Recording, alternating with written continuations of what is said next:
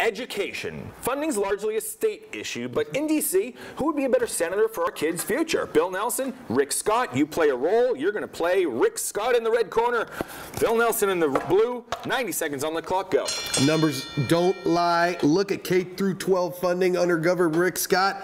Better than it's ever been, higher than it's ever been in the state of Florida. Such a misleading number. When you adjust for inflation, the numbers are ugly. Spending is down under Rick Scott. That's not good for our kids.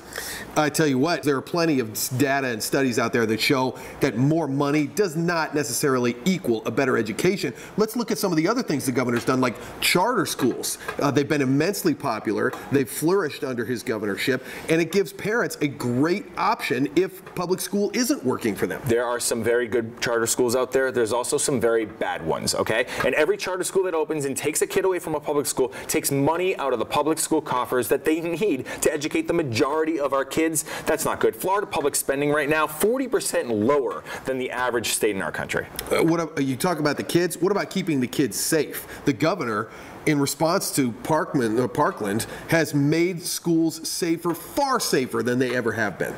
Yeah, at what cost? It's an unfunded mandate. He said you have to put an officer in every school. Guess what? Schools can't afford that. The state didn't give schools money for an officer in every school.